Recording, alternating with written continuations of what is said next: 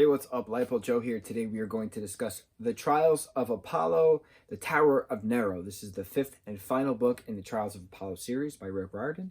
This is the official completion of the Camp Half-Blood saga, as Rick has called it. We call it the Percyverse, but he has in fact called it the Camp Half-Blood saga.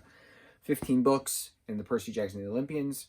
Heroes of Olympus is 5 and 5, and then Trials of Apollo is 5 as well. But we also have 3 Magnus Chase and the Gods of Asgard books, and we have 3 Kane Chronicles books, all a part of the Camp Half-Blood saga, Percyverse. So, how do we talk about this movie? This isn't a movie. How do we talk about this book? Okay, so we'll talk about plot, and then we'll talk about legacy. Now, this came out October 6th, 2020. It is currently October 13th, 2020 when I finished reading it, and we are having this review. This is a very nice cover. I normally don't like the American covers of these books. I normally favor the English, as in England, or the Italian versions covers of these Rick Riordan books. They always just look more like a movie poster kind of a thing than these books. But so we have in the 5 books that we're given, it's been a total of 6 months. So Apollo, the Olympian, has been cast down by Zeus, his father, as punishment to be a human. Lester Papadopoulos, a scrawny 16-year-old with acne and, scrawn, but flab and scrawn. And he is now a servant of 12-year-old Meg McCaffrey, who is a daughter of Demeter, and she is also a stepchild of the Emperor Nero. So they go on their adventures. We've talked about book 3 and book 4. We never actually talked about book 1 and 2. We should do that. Yes, we should discuss that at some point. So, where was my train of thought? Okay. So, the beginning of this book, Meg and Apollo are on an Amtrak train to get to New York from California because they just left Camp Jupiter, so they have to try to get to Camp Half-Blood, figure some stuff out. But Emperor Nero's tower is in Manhattan. It's in, it's blocks away from the Empire State Building and where Mount Olympus is. So they have to get to New York. So they don't drive there anymore. They're now on a train. And then, of course, there's monsters on a train. But then there's, like, these Celtic ghouls who Meg is familiar with, who then inadvertently save them off the train. But it's really just this one Lou Gaselba, who is, they just call Lou. And Lou basically raised Meg in the Tower of Nero. So, like, this is a parental figure of hers. She's literally Meg's guardian. Celtic ghouls are what the Romans would call anyone in the Celtic region, pretty much the UK, when they invaded the UK territories. They're called Celtics prior to just being the United Kingdom, for that matter. But they were called ghouls, Jaul, Gaul, ghoul, however you want to say it. This is what they are. So Lou is still an immortal. Her immortality is tied to Nero's immortality. Nero also has 11 other demigod kids because he wanted his own Olympians. So he had 12 total demigod foster kids, quote unquote, whose parents he obviously murdered to then raise for himself. But c'est la vie. So Lou, Lester, and Meg come up with a plan. The plan is that Apollo has to throw her off a roof. Lou off a roof. Lou gives Meg a coin to summon those 3 fate drivers who drive a cab. So then the 2 of them get in a cab, go to Camp Half-Blood, hang out with Nico and Will for quite some time, and my heart was just exploding with the cuteness and the adorableness of the boyfriend references and them holding hands and snuggling by a fire and just gushing again.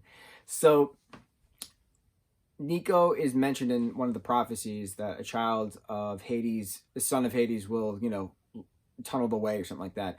Nico has become friends with these troglodyte creatures who are like these toad-looking frog things that live underground, but they're like arch nemesis, or these impenetrable skin bulls, with red fur, something like that.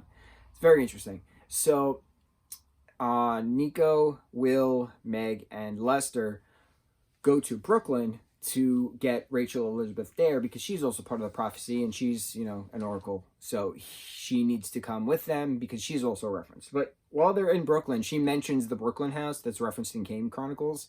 that like they can't see but she can see. So that was a pretty cool little nod reference. So all 5 of them now go meet the Trogs. The Trogs help them get to the tower. Everybody splits up, does their thing. Meg and Lester are supposed to, you know, surrender to like trick Nero into thinking that like there's not a plan or anything like that, but there is a plan. So Lou then gets her hands cut off in a very gruesome scene, mind you. Gets thrown in a jail cell with Lester. Lester's trying to, you know, save her, perform as much CPR as he can on her to cauterize wounds and things. Meg has been taken to her old bedroom. Nero, Nico, and Will and Rachel are still with the Trogs, who are now trying to figure out how to disassemble or prevent Greek fire from exploding all over New York City. Then it turns out that Rachel brought all the demigods from Camp Half-Blood as an attack force. So there's a lot of battles going on through the tower, and then eventually it's Lester versus Nero, and like Nero winds up being defeated, but then Lester has to face Python, and then Python winds up getting defeated, and Python winds up getting defeated at literally the bottom of Tartarus, at the edge of chaos, with the goddess Nyx there as a present. Styx, I'm sorry, the river Styx. So the goddess Styx is in charge of the river Styx, obviously, and Apollo had made a, you know, solemn vow, I swear, on the river Styx, which you don't do, back in like book 1, that he would never sing or like use his archery skills again, which he obviously did throughout the books. So like she was coming down and saying like, ha, see, I told you so. But his arrow of Dodono like helped defeat Python, and like Python went down and it's completely vanished from all of existence. Perfect. And then Lester wakes up in his old temple on Mount Olympus as Apollo, the bronze statued, perfect, you know, physiqued god that he is. And he has, you know, a meeting with the Olympians, and, you know, he reminisces on what Jason had told him, don't forget to be human, and what Styx had told him to, you know, did you learn your lesson? And what should you hold on to, the lesson or the rock? And he said, well, why not both? And that was the cure. So it was really cool having Zeus and Apollo have a moment together. It was cool having Artemis and Apollo have a moment together. And then afterwards, Apollo went on his worldwide tour, which was really just for the continental U.S. states, to visit all of his past friends and etc. So he goes to the way station in Indianapolis. He checks up on Joe and Emma and Emmy and Georgina. He checks up on Leo. He asks about Calypso. Raina and Talia happen to be there because they just came off of a hunt, and they're both hunters of Artemis. So that was pretty neat. He checks it on, he goes to Camp Jupiter. He checks in on Frank and Hazel. He checks up on Percy and Annabeth and has a cute little moment with both of them, and talks about, you know, the blue chocolate chip cookies that Sally Jackson makes. And then he gives Percy a plate of them. That was an adorable scene. Talking about little baby Estelle, you know, and her laughter is contagious.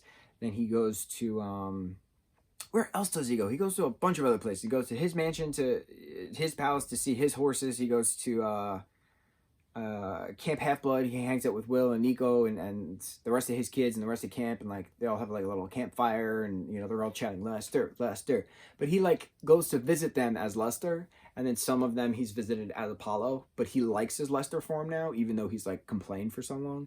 And then the very final bit is he visits on Piper McLean, who is now dating a girl, surprise of the century, but she brought hints that she's tired of, you know, having to live like how Aphrodite thinks of a conventional relationship. She's done with that.